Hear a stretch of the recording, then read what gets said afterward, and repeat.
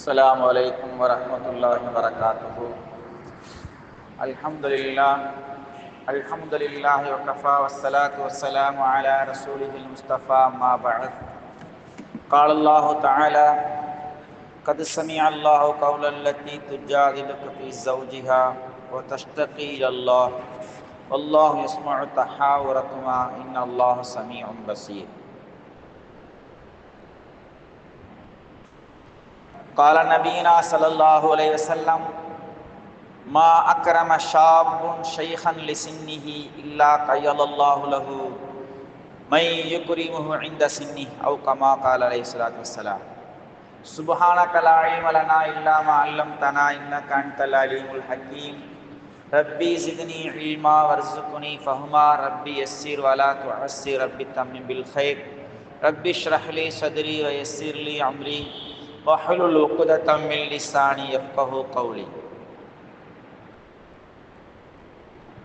கணியத்திற்கும் மரியாதைக்கும் உரித்தான அல்லாஹ்வின் நல்லடியார்களே, இன்றைய காலகட்டத்திலே இளைய சமுதாய, குறிப்பாக அந்த வாலிபவர்கள், அவர்கள் தன்னை விட வயது முதிர்ந்த மூத்தவர்களை மதிப்பது, அவர்களுக்கு மரியாதை செலுத்துவது, கண்ணியம் செலுத்துவது, இது போன்ற பண்புகள் நாளுக்கு நாள் குறைந்து கொண்டே வருவதை நாம் அறிவோம். வீட்டில் உள்ள பெற்றோர்களை கூட அவர்கள் மதித்து பேசுவதில்லை. பெரியவர்களை உதாசீனப்படுத்துவது, இது போன்ற காரியங்கள் இன்றைய காலகட்டத்திலே இளைஞர்களிடத்திலே சர்வசாதாரணமாக நடந்து கொண்டிருக்கின்றது. நம்முடைய இஸ்லாமிய மார்க்கம் பெரியவர்களை எந்த அளவுக்கு மதித்து நடக்க வேண்டும், தன்னை விட வயதில் மூத்தவர்களுக்கு எந்த அளவு கண்ணியம் கொடுக்க வேண்டும், அதே போல பெரியவர்கள் சிறுவர்கள் மீது எப்படியெல்லாம் அன்பு செலுத்த வேண்டும், இதையெல்லாம் ஒரு முக்கிய ஒழுக்கங்களாக, முக்கிய விஷயங்களாக நம்முடைய மார்க்கம் வழிகாட்டுகின்றது, ஒழுக்கங்களை கற்றுத்தருகின்றது. கண்ணியத்திற்குரியவர்களே, இன்றைய தலைமுறைகள் சற்று சிந்தித்து பார்க்க வேண்டும். இன்று நாம் வாலிபர்களாக இருக்கலாம், ஒரு நாள் நாமும் வயோதிகர்களாக ஆகவிருக்கின்றோம்.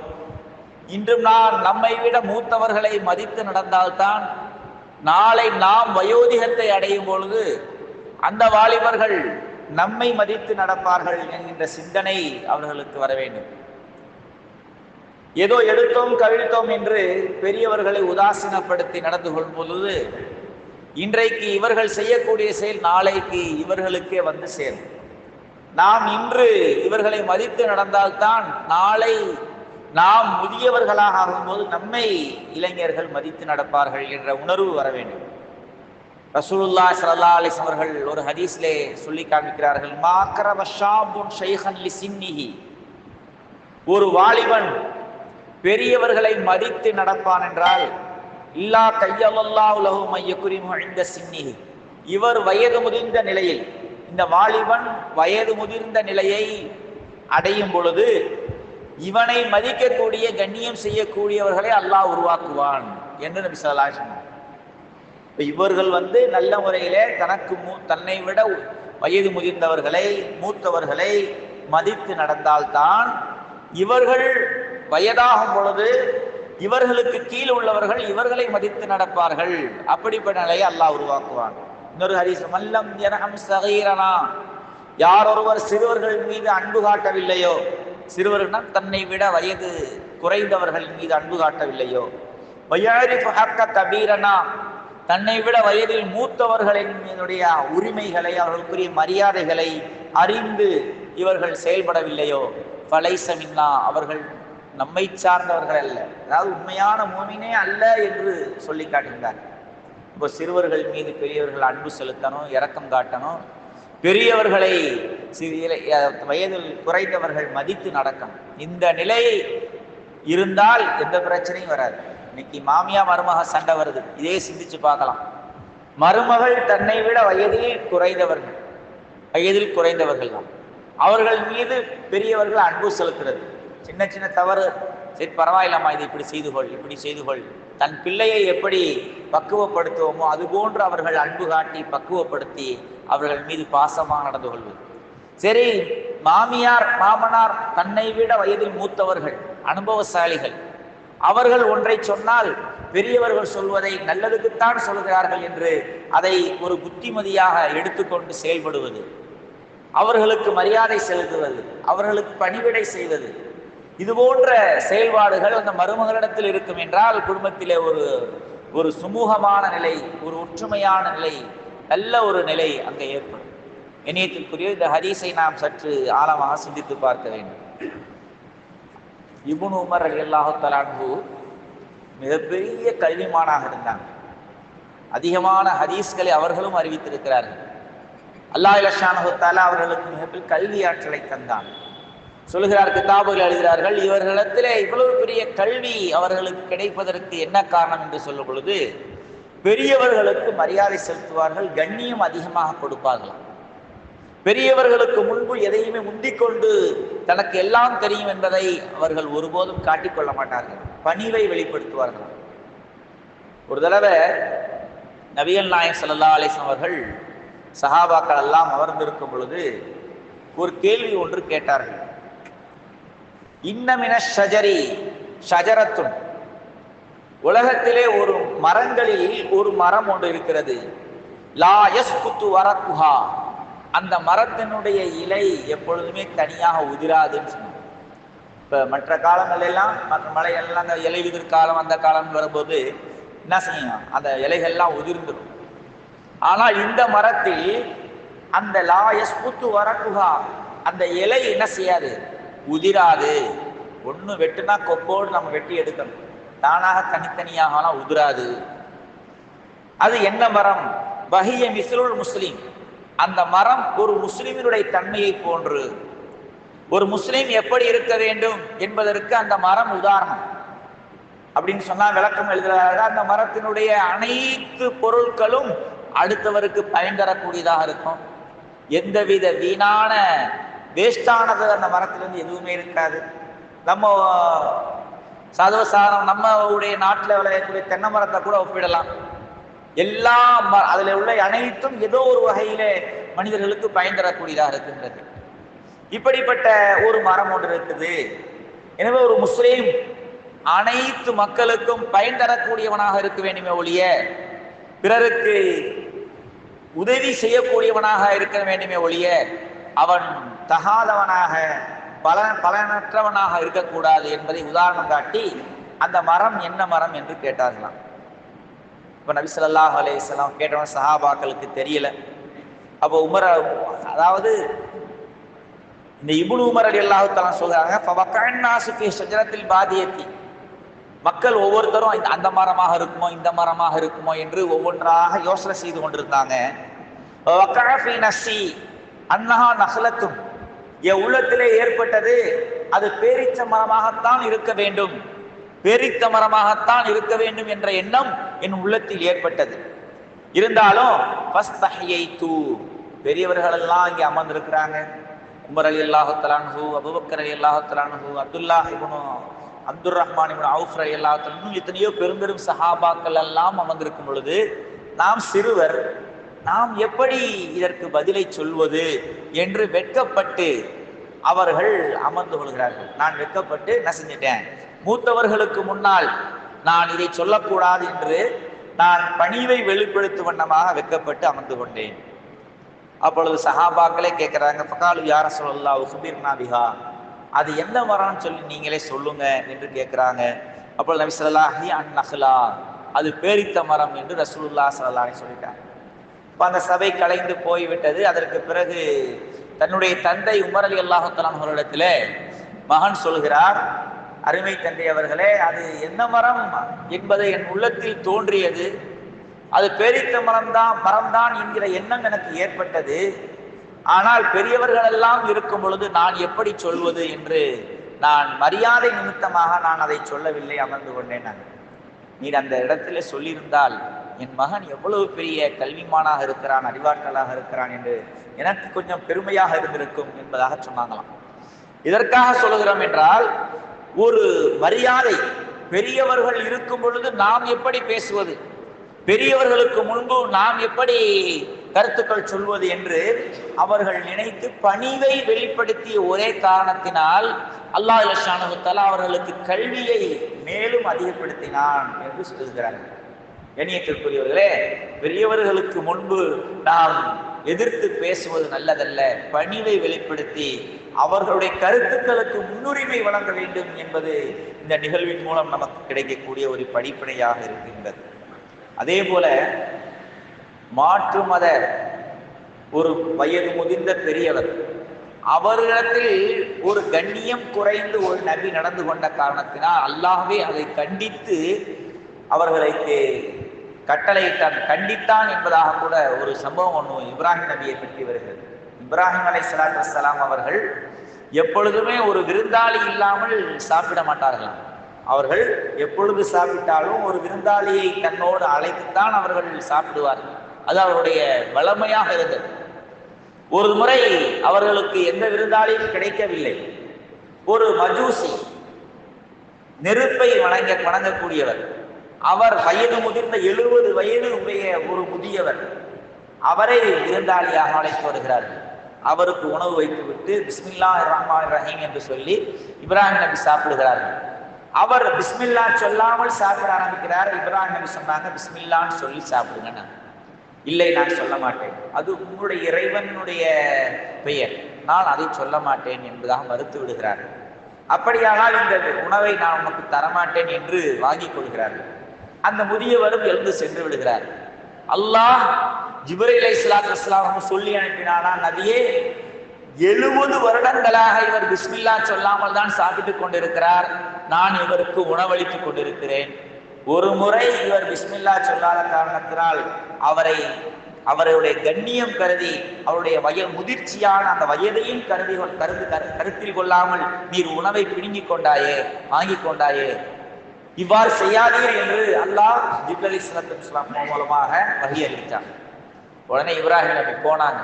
அந்த முதியவரை தேடி அவரை கண்டுபிடித்து அழைத்து, என்னை மன்னித்து விடுங்கள், நீங்கள் பெரியவர்கள், உங்களுக்கு உணவு கொடுக்காததின் காரணமாக அல்லாஹ் என்னை கண்டித்தான், எனவே என்னை மன்னித்து விடுங்கள், என் வீட்டிற்கு விருந்தாளியாக வந்த அந்த உணவை சாப்பிடுங்கள், நான் எந்த கட்டளையும் கண்டிஷனும் உங்களுக்கு நான் போடவில்லை, நீங்கள் எப்படி சாப்பிடணும் அப்படி சாப்பிடுங்க. இதை கேட்டவுடன் அந்த முதியவர் சொன்னாராம், எனக்கு நீ உணவு கொடுக்காததை கண்டித்து உங்களுடைய இறைவன் உனக்கு வகை அனுப்பினானா?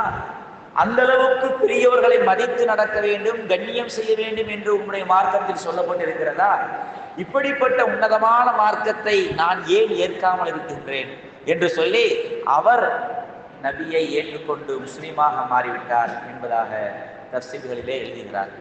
கண்ணியத்திற்குரியவர்களை எதற்காக சொல்கிறோம் என்றால், அதாவது அவருடைய வயது முதிர்ச்சியின் காரணமாக பெரியவர்களை எந்த அளவுக்கு மதித்து நடக்க வேண்டும், மரியாதை செலுத்த வேண்டும். அவர்கள் எந்த மதத்தை சார்ந்தவர்களாக இருந்தாலும் சரி, வயது முதிர்ந்தவர்களுக்கு, மூத்தவர்களுக்கு கண்ணியம் கொடுக்க வேண்டும், மரியாதை செலுத்த வேண்டும் என்பதை இந்த நிகழ்வின் மூலம் அறிந்து கொள்ளலாம். அதே போல பெரியவர்கள் அனுபவத்தின் மூலமாக பல அனுபவ கல்வி அவர்களிடத்தில் இருக்கும். இளைஞர்கள் அந்த அனுபவம் குறைவாக இருக்கும். பெரியவர்கள் சொல்லக்கூடிய அந்த ஆலோசனைகள், இவைகளை ஏற்றுக்கொள்ள வேண்டும். ஏனென்றால் அனுபவ கல்வி என்று ஒன்று தனியாக இருக்கு. படித்து கல்வி பெறுவது ஒன்று, அனுபவத்தின் மூலமாக கிடைக்கக்கூடிய கல்வி ஒன்று. அந்த அனுபவசாலிகள், மூத்தவர்கள் சொல்லும் பொழுது அவருடைய ஆலோசனைகளை, நல்ல விஷயங்களை ஏற்றுக்கொள்ள வேண்டும். நீங்க என்ன சொல்வது, பேசாம இருங்க, எங்களுக்கு தெரியாதா என்று இன்றைய காலகட்டத்தில் இளைஞர்கள் பேசக்கூடிய நிலையெல்லாம் நாம் பார்க்கின்றோம்.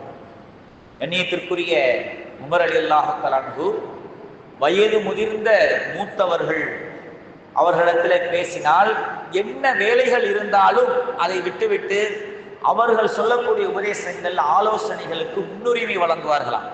யாருங்க? அமீருல் மோமினீன் உமர் ரலியல்லாஹு தஆலா அன்ஹு அவர்கள் மிகப்பெரிய சஹாபி. ஆனாலும் தன்னை விட மூத்தவர்கள் ஒரு ஆலோசனைகள் சொல்லும் பொழுது முதலாவதாக அவர்களுடைய ஆலோசனைகளுக்கு முன்னுரிமை கொடுத்து அதை காதாழ்த்தி கேட்பார்களாம்.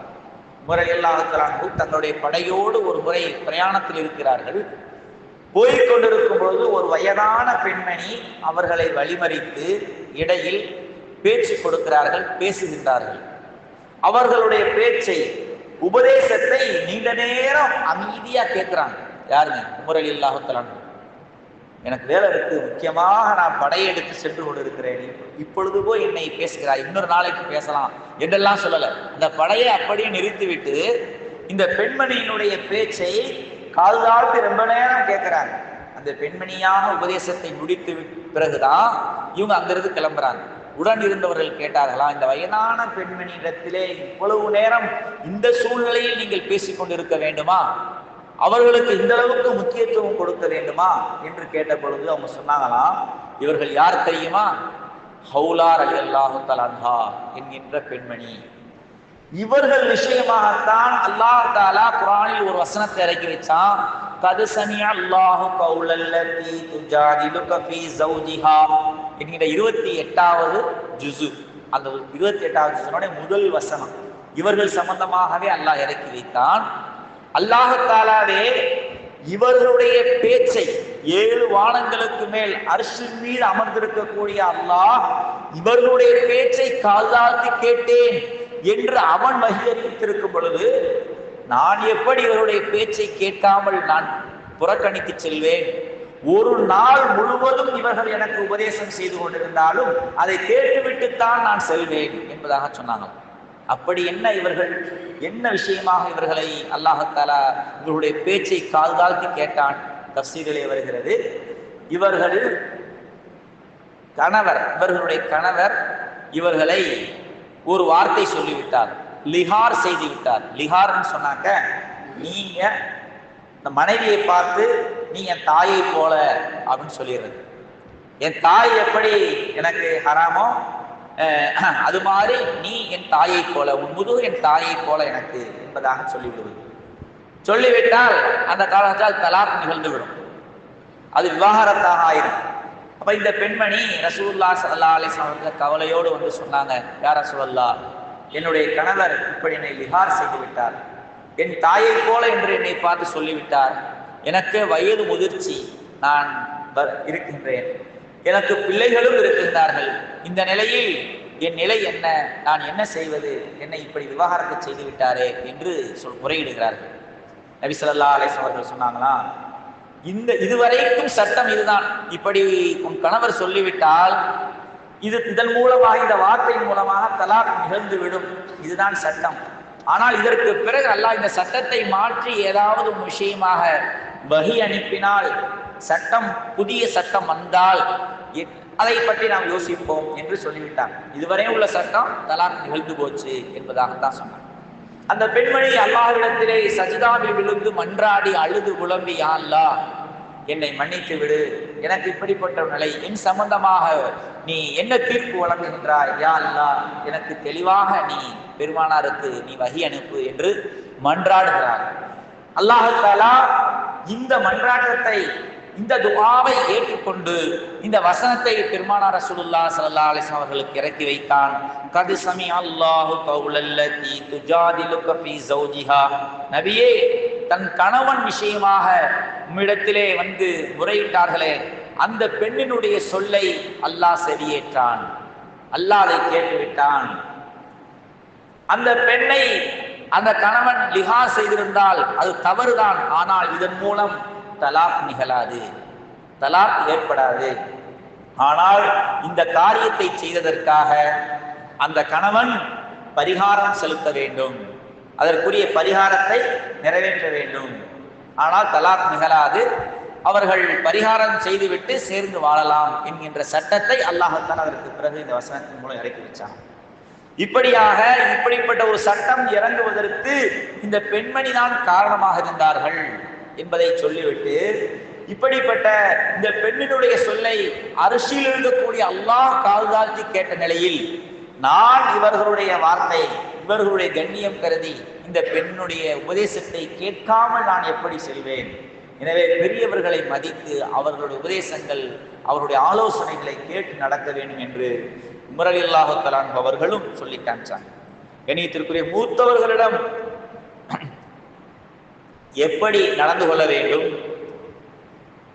அதாவது அப்துர் ரஹ்மான் இப்னு அவுஃப் ரலியல்லாஹு தஆலா அவர்களும் உமர் ரலியல்லாஹு தஆலா அவர்களும் அமர்ந்து பேசிக் கொண்டிருக்கிறார்கள்.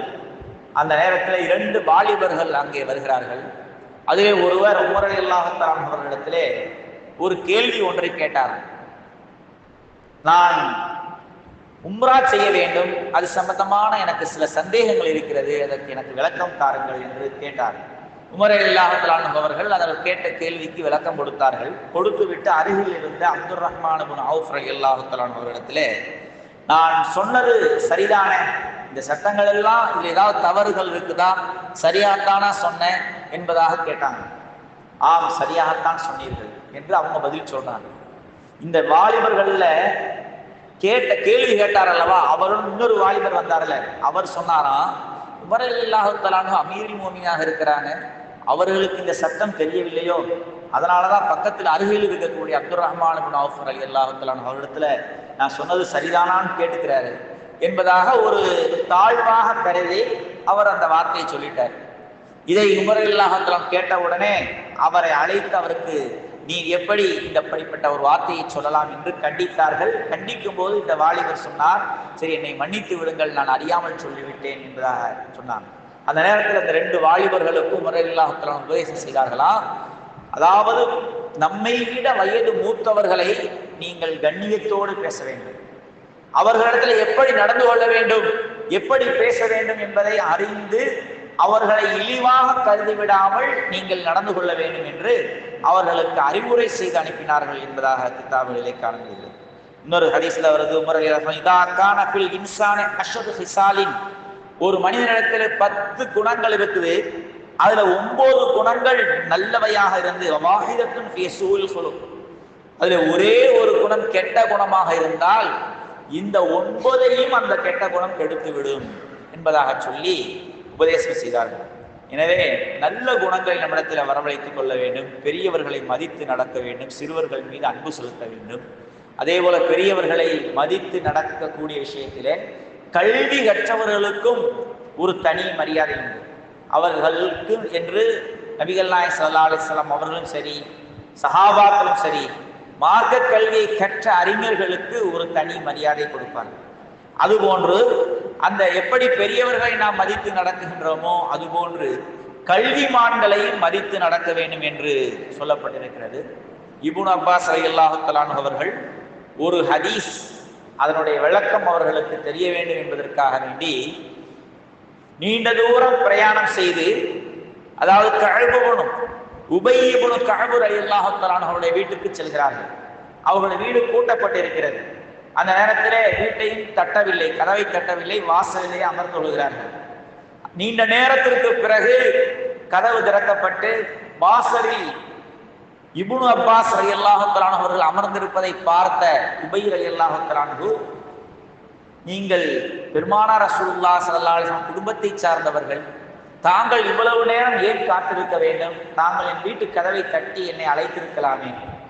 இல்லை இல்லை, கல்வியை தேடி நான் தான் வந்திருக்கின்றேன். கல்வியை தேடி நீண்ட தூரம் பயணம் செய்வதும் அதற்காக வேண்டி காத்து கிடப்பதும் மார்க்கத்தில் உள்ளது. கல்வி தன்னை தேடி வரக்கூடாது, கல்வியை தேடி நாம் தான் செல்ல வேண்டும், கல்வியையும் கல்விமான்களையும் தேடி நாம் தான் செல்ல வேண்டும் என்று சொல்லி அவர்களுக்குரிய மரியாதைக்காக நான் இந்த வாசலிலேயே அமர்ந்திருந்தேன் என்பதாக சொல்கிறார்கள். கண்ணியத்திற்குரியவர்களே, இன்றைக்கு எத்தனையோ விஷயங்களில் பெரியவர்கள் மூத்தவர்கள் புறக்கணிக்கப்படுகிறார்கள். நபிகள் நாயகம் ஸல்லல்லாஹு அலைஹி வஸல்லம் அவர்கள் எந்த ஒரு காரியமாக இருந்தாலும் மூத்தவர்களுக்கு முதியவர்களுக்கு முன்னுரிமை வழங்குவார்கள் என்பதாக சொல்லப்படுகிறது. ஒரு இமாமத் செய்கின்றோம், அதிலும் கூட தர்த்தீபுகள் செய்வாங்களாம், வரிசை பிரகாரம் யார் இமாமத் செய்வது, இமாமாக இருப்பது என்று சொல்லும் பொழுது அவுலன்னாசிபில் இமாமத்தி, முதலாவதாக இமாம் தொழுகையில் இமாமத் செய்வதற்கு மிக தகுதியானவர் அலமுஹும் பிஸ்ஸுன்னா, தொழுகையை பற்றியுள்ள சட்டதிட்டங்கள் எல்லாம் தெரிந்தவர், மிக தகுதியானவர். தொழுகையின் உள்பரல் என்ன, வெளிப்பரல் என்ன, சுன்னத்துகள் என்ன, இதெல்லாம் தெரிந்தவர். அந்த தொழுகையினுடைய விஷயத்தில் எல்லாருக்கும் அந்த சட்டங்கள் தெரியும் என்றால் அந்த இருக்கக்கூடிய மனிதர்கள் நன்கு அழகாக ஓதக்கூடியவர், தஜ்வீதோடு ஓதக்கூடியவர்கள் அவர்கள் முன்னுரிமை வழங்கப்பட வேண்டும். பைத்தசாவு அவ எல்லாருமே எல்லாம் ஓத தெரிஞ்சவங்களா இருக்கிறாங்க, எல்லாமே சமமாக இருக்கிறாங்கன்னு சொன்னா அவர்களில் யார் ரொம்ப பேணுதலானவர்கள், ரொம்ப முன் சுன்னத்து பின் சுன்னத்து மற்றபடி ஹலால் ஹராம் பேணுதல் இவைகள்ல ரொம்பவும் பயபக்தி உடையவர்கள் யார், அவர்களை தொலை வைக்க சொல்ல வேண்டும். பைந்தசாவு அவர்களும் சமமாக இருந்தால் அவர்களில் மூத்தவர்கள் யார், வயதில் மூத்தவர்கள் யார் என்பதை பார்த்து அவர்களை இமாமத் செய்ய சொல்ல வேண்டும் என்று அந்த மூத்தவர்களுக்கு முன்னுரிமை வழங்கி இருக்கிறார்கள் ரசூலுல்லாஹி ஸல்லல்லாஹு அலைஹி வஸல்லம். அல் பரக்கத்து மஅ அகாபிருக்கும், அல்லாஹ்வுடைய பரக்கத் யாருடன் இருக்கிறதுனா பெரியவர்களுடன் தான் இருக்கிறது. உங்கள் வீட்டில் பெரியவர்கள் இருக்கிறார்கள் என்றால் அவர்களின் காரணமாக நீங்கள் ரிஸ்க் அளிக்கப்படுகிறீர்கள். அவர்கள் உங்கள் வீட்டில் இருப்பது உங்களுக்கு பரக்கத் என்பதாக நபிகள் நாயகம் ஸல்லல்லாஹு அலைஹி வஸல்லம் சொல்லி காமிச்சாங்க. அதே போல ஒரு ஊரில் வேதனை வராமல், அல்லாஹ்வுடைய வேதனைகள் வராமல் தடுக்கக்கூடியது லௌலா ஷாபுன் ஃபுஷான், இரையச்சமுள்ள வாலிபர்களினாலும், பஹாயும் ருத்அன், மேயக்கூடிய கால்நடைகளின் மூலமாகவும், வஷ்யூஹுன் ருக்அன், சஜ்தா செய்து தொழுகக்கூடிய அந்த பெரியவர்களின் காரணமாகவும் உங்களுடைய வேதனைகள் அகற்றப்படும் என்று ரசூலுல்லாஹி ஸல்லல்லாஹு அலைஹி வஸல்லம். பெரியவர்கள் இருப்பதின் காரணமாக வரக்கூடிய ஆபத்துக்கள் முசீபத்துகள் அகற்றப்படும் என்று இந்த ஹதீஸிலே சொல்லப்பட்டிருக்கின்றது. அதே போல அவர்களிடத்தில் ஏதாவது குறைகள் தவறுகள் நடக்கலாம், ஆனாலும் கூட அதை நளினமான முறையில் சொல்லி இது தவறு என்பதை நாம் சுட்டி காட்டலாம். என்ன நீங்க இவ்வளவு பெரியவங்களா இருக்கீங்க, இருந்தும் கூட இது கூட தெரியலையா, இப்படியா சொல்றது, இப்படியா நடந்து கொள்றது என்று சொல்லி அவருடைய மனம் புண்படும்படி நடந்து கொள்ளக்கூடாது. அதை நளினமான முறையில் அந்த தவற்றை கூட திருத்தி கொடுக்க வேண்டும் என்று அவருடைய கண்ணியம் கருதி நடந்து கொள்ள வேண்டும் என்று மார்க்கம் சொல்லுகின்றது. ஒரு தடவை ஒரு பெரியவர் பள்ளிவாசல்ல ஒழு செய்து கொண்டிருக்கிறார். அவர் ஒழு செய்யும் போது நிறைய தவறுகள் இருந்துச்சு. ஹசன் ரலியல்லாஹு தஆலா அன்ஹு அவங்க அதை பார்த்து கொண்டிருந்தாங்களாம். இவரிடத்துல போய் நீங்க செஞ்சது தவறு, இப்படி ஒழு செய்யக்கூடாதுன்னு சொன்னா அவரோட மனது புண்படும். நம்மை விட மூத்தவர்கள் பெரியவங்க, அதனால இவர்கள் போய் சொன்னாங்களாம், பெரியவங்களே நான் ஒழு செய்கிறேன், என்னுடைய ஒழுவுல என்னென்ன தவறுகள் இருக்குது என்று எனக்கு சொல்லி கொடுங்க, நீங்க பெரியவங்களா இருக்கீங்க என்பதாக சொல்லி அவருக்கு முன்பு இவங்க ஒழு செஞ்சு காமிக்கிறாங்க. யாருங்க? ஹசன் ரலியல்லாஹு தஆலா ஒழு செஞ்சு காமித்தாங்களாம். இதை பார்த்து விட்டு இந்த பெரியவங்க சொன்னாங்களாம், நீங்க ஒழு செய்ததுதான் சரி, என்னுடைய ஒழுவுல நிறைய தவறு இருக்கிறது, நான் உங்களை பார்த்து நான் அதை சரி செய்து கொண்டேன் என்பதாக இவங்க சொன்னாங்க. பாருங்க, இப்படி நளினமான முறையில் ஒரு வணக்க வழிபாட்டில் கூட ஒரு பெரியவங்களுக்கு ஒரு குறைகள் கண்டால் நேரடியாக அவர்கள் மனம் புண்படும்படி சொல்லி அவர்களை சங்கடப்படுத்தக்கூடாது, அதை நளினமான முறையில் சரி செய்ய வேண்டும் அவருடைய கண்ணியம் கருதி என்பதை இங்கே சுட்டி காட்டப்படுகின்றது. கண்ணியத்திற்குரியவர்களே, பெரியவர்கள் மனம் புண்பட்டால், அவர்களுக்கு நோவினை செய்தால் பல விளைவுகளை சந்திக்க நேரிடும். ஒரு தடவை ஒரு அரசர் ஒரு வீதி வழியாக வலம் வருகிறார். அவருடைய காவலாளிகள் அரசர் வருகிறார், மன்னர் வருகிறார், ஒதுங்கள் ஒதுங்கள் என்று பொதுமக்களை அகற்றுகிறார். அந்த நேரத்தில் ஒரு வயது முதிர்ந்த பெண்மணி அந்த வழியில் நடந்து கொண்டிருந்தவள் திடீரென வேகமாக ஒதுங்க முடியவில்லை. ஒரு காவலாளி சாட்டையால் அடித்து வேகமா ஒதுங்கு பெண்ணே என்பதாக அடித்து விடுகிறார். இதை கண்ட ஒரு இறைநேசர், இவர் அந்த பெண்ணை அடித்ததின் காரணமாக இவருடைய கையை அல்லாஹ் அகற்றுவானாக என்று ஃபத்வா செய்துவிட்டார். அதற்கு பிறகு 3 நாட்களில் அந்த காவலாளி ஒரு திருட்டு குற்றத்தின் மீதுக்காக வேண்டி அவருடைய கை துண்டிக்கப்பட்டது, திருட்டு குற்றம் அவர் மீது நிரூபிக்கப்பட்டு அவருடைய கை துண்டிக்கப்பட்டது என்பதாக நடந்த நிகழ்வை கிதாபுகளை எழுதுகின்றார்கள். கண்ணியத்திற்குரியவர்களே, இப்படியாக பெரியவர்களை மனம் புண்படும்படி பேசினாலோ, அவர்களை கண்ணிய குறைவாக நடந்தாலோ, அவர்கள் நோவினை செய்தாலோ அதனுடைய விளைவுகள் உலகத்திலேயே நாம் பார்க்க முடியும். அல்லாஹ் பாதுகாக்க வேண்டும். எனவே பெரியவர்களை மதித்து நடக்க வேண்டும், அவர்களுக்குரிய மரியாதையை செலுத்த வேண்டும், அவர்களுடைய உபதேசங்கள் ஆலோசனைகளை ஏற்று நடக்க வேண்டும் என்று இந்த ஹதீஸ் நமக்கு வலியுறுத்தி காட்டுகின்றது. எனவே மல்லம் எருகம் சகீரனா, யார் ஒருவர் சிறுவர்கள் மீது அன்பு காட்டவில்லையோ, பெரியவர்களை மதித்து நடக்கவில்லையோ, ஃபலைஸமின்னா, அவர்கள் நம்மை சார்ந்தவர்கள் அல்ல, உண்மையான மோமினே அல்ல என்று ரசூலுல்லாஹி ஸல்லல்லாஹு அலைஹி வஸல்லம் அவர்கள் கூறியிருக்கிறார்கள். எனவே நம்முடைய வீட்டிலும் நமது ஊரில் அண்டை வீட்டில் வேற எந்த ஒரு மதத்தினர்களாக வயது மூத்தவர்களுக்கு கண்ணியம் கொடுத்து அவர்களின் மூலமாக நமக்கு பரக்கத் கிடைக்கிறது என்பதை உணர்ந்து வாழக்கூடிய மக்களாக நாம் அனைவர்களும் அல்லாஹ் ஆக்கியல் புரிவானாக. இளைஞர்கள் நாம் இன்று வாலிபர்களாக இருக்கிறோம், நாம் பெரியவர்களை மதித்து நடந்தால்தான் நாளை நாம் பெரியவர்களாக ஆகும் பொழுது இளைஞர்கள் சிறுவர்கள் நம்மை மதிப்பார்கள் என்ற உணர்வோடு அவர்கள் பெரியவர்களை மதித்து நடக்கக்கூடிய வாய்ப்பையும் நல்ல உத்தியையும் தந்தல் புரிவானாக. வாஹிரு தஅவானா அல்ஹம்துலில்லாஹி ரப்பில் ஆலமீன்.